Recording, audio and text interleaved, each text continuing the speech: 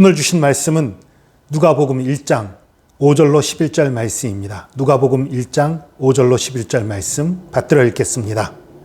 유대왕 헤롯 때에 아비야 반열에 제사장 한 사람이 있었으니 이름은 사가랴요 그의 아내는 아론의 자손이니 이름은 엘리사벳이라. 이 두 사람이 하나님 앞에 의인이니 주의 모든 계명과 규례대로 흠없이 행하더라. 엘리사벳이 잉태를 못함으로 그들에게 자식이 없고 두 사람의 나이가 많더라. 마침 사가랴가 그 반열의 차례대로 하나님 앞에서 제사장의 직무를 행할세 제사장의 전례를 따라 제비를 뽑아 주의 성전에 들어가 분향하고 모든 백성은 그 분향하는 시간에 밖에서 기도하더니 주의 사자가 그에게 나타나 향단 우편에 선지라. 아멘. 유대왕 헤롯 때의 아비야 반열의 제사장, 아비야 반열이라는 건 뭐냐면 아비야 가문이라는 얘기예요. 제사장은 레위 자손 중에 특별히 아론 자손만이 될 수 있었어요. 아론의 자손만이 제사장이 될 수 있었는데 그 아론의 자손을 24개 가문으로 나눈 거예요. 그래서 그 24개 가문이 일주일씩 번갈아 가면서 성전에 와서 하나님을 섬기도록 한 그런 제도예요. 그 아비야 반열에 아비야 가문에 제사장 한 사람이 있었는데 그 사람의 이름이 사가랴, 구약 성경에서는 스가랴라고 불린 그런 이름이에요. 사가랴, 여호와께서 기억하신다 그런 뜻입니다. 그리고 아내의 이름은 역시 아론의 자손으로 엘리사벳, 내 하나님은 맹세의 하나님이다 이런 뜻의 이름이에요. 이 두 사람이 하나님 앞에 의인이었어요. 둘이 부부가 같이 의인이었다고 나와요. 참 드문 그런 집안이에요. 모든 계명과 규례대로 흠이 없이 행하다. 야, 이거 정말 이 성경의 수많은 계명들, 규례들을 흠이 없이 행할 정도면 이거 정말 대단한 사람들이지요. 여러분, 율법으로는 구원받지 못합니다. 그러니까 율법은 쓰레기냐? 아닙니다. 율법은 죄를 깨닫게 해주는 거예요. 그리고 하나님의 마음이 어디에 있는지를 알게 해주는 것이 율법이지요. 율법을 지켜서 구원받을 수는 없어요. 그러나 율법을 지키는 것이 유익한 것이지요. 오늘날 이 구약 성경의 율법을 지키자는 그런 얘기가 아니고요. 행위가 우리가 올바른 행위, 바른 행위, 그 거룩한 행위들을 하는 것, 이걸로 구원받을 수 있느냐? 못 받아요. 그러나 그런 행위들이 구원받은 사람들이 하나님 앞에서 깨끗하고 거룩하게 살 때에 하나님을 기쁘시게 합니다. 이걸 오해하면 안 돼요. 우리가 하나님을 사랑하고 하나님을 믿기 때문에 구원받은 거지, 예수 믿는다는 어떤 구원의 라이센스를 따는 게 아닙니다. 그건 율법적인 사고방식이에요. 그러니까 율법적인 사고방식을 하는 사람이 예수만 믿으면 구원받아? 나 예수 믿었으니까 구원받았으니까 이제 아무렇게나 살아도 되네? 율법적인 사고예요. 그거 예수 믿은 거 아니에요. 그러나 정말 사랑의 법을 따르는, 믿음의 도를 따르는 사람들은 예수 믿었기 때문에 내가 구원받은 그 은혜에 감사하여서 더 거룩하고 더 아름답게 살려고 노력하게 되는 거지요. 그러나 그런 노력이 구원을 이루는 건 절대 아닙니다. 다만 감사로 그렇게 표현하는 거지요. 어쨌든 그런 하나님 앞에서 거룩하게 사는 그런 사람들이었어요. 그런 사람이 하나님의 택하심을 입은 거지요. 정말 하나님 앞에 충성되고 거룩하게 살았는데 당시로서는 축복의 가장 큰 기준 중에 하나였던 자녀가 없었어요. 엘리사벳이 잉태를 못했어요. 그리고 두 사람 나이가 많아졌어요. 늙었어요. 이렇게 생각하면 많은 사람들이 열심히 믿었는데 어떻게 하나님 저렇게 하시나 이런 오해를 하기가 쉬워요. 그러나 하나님의 크신 계획이 있었던 거지요.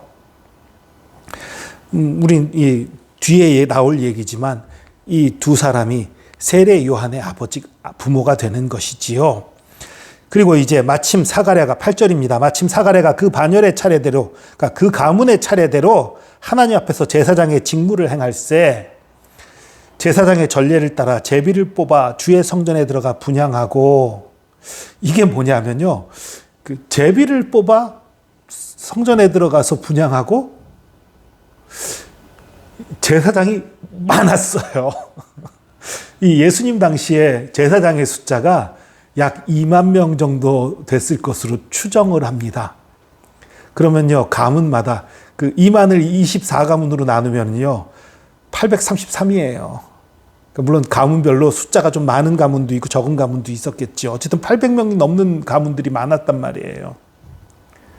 그 사람들이 이 직무를 행할 때에 분향할 사람, 떡을 놓을 사람, 번제 각을 뜰 사람, 번제 단에 피를 바를 사람, 이런 여러 가지 그 제사장의 직무들, 그 직무들을 제비 뽑아서 나누었어요. 그래서 그 뽑힌 사람이 했어요. 그 일주일 동안 해야 될 직무를 제비 뽑았는지, 아니면 그날 뽑았는지, 아니면 상번제 할 때 뽑고, 아침 번제 드릴 때 뽑고, 저녁 번제 드릴 때 또 뽑고, 이렇게 했는지 그것까지는 잘 모르겠습니다.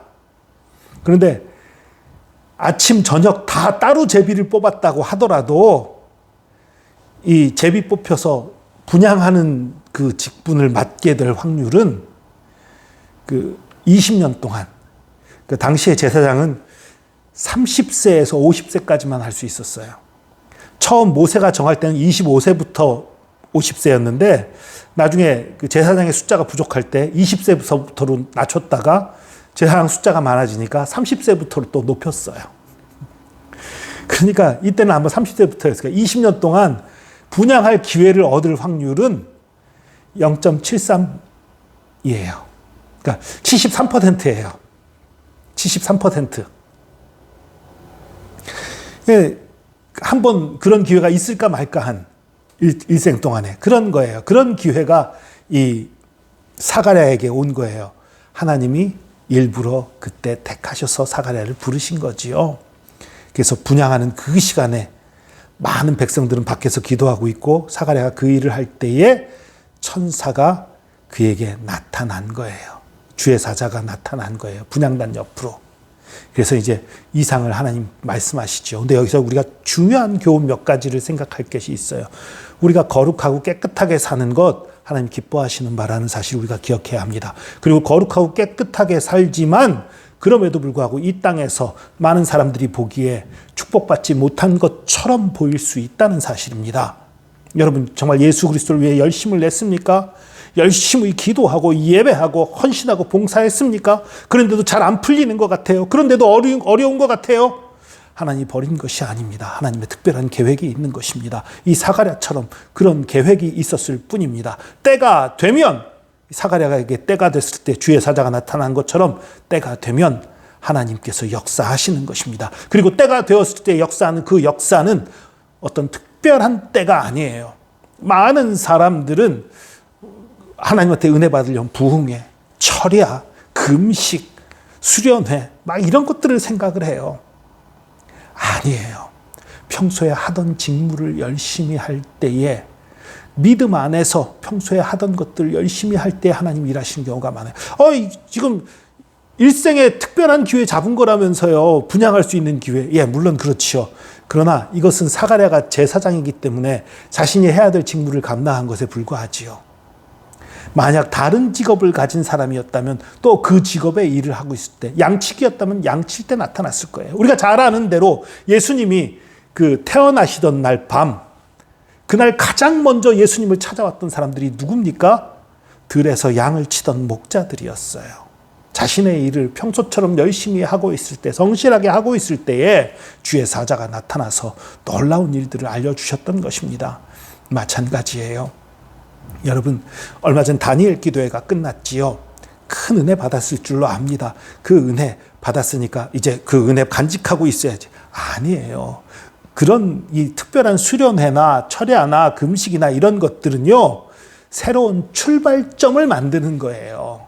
이 다니엘 기도를 통해서 내 가운데 어떤 그 열심의 씨앗이 심어진 것, 믿음의 씨앗이 심어진 것, 그런 거예요. 그것을 다시 자라게 하고 싹 튀어가는 것은 우리의 삶의 현장에서 성실하게 살아가면서 그 삶의 현장에서 하나님을 의지하고 삶의 현장에서 기도하고 삶의 현장에서 하나님 뜻에 순종하는 삶을 살아갈 때에 하나님의 역사가 일어나고 더욱더 믿음이 자라고 하나님의 영광을 체험하게 되는 것입니다.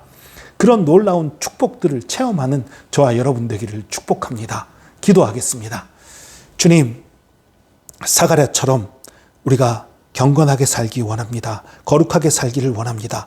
우리가 구원받은 것은 우리의 의가 아무것도 없고 내세울 것이 아무것도 없고 오직 예수 그리스도의 보혈의 은혜로 인해서 우리가 구원받았지만 그 구원받은 것을 우리가 감사하여서 성실하게 살기 원합니다. 거룩하게 살기를 원합니다. 깨끗하게 살기를 원합니다.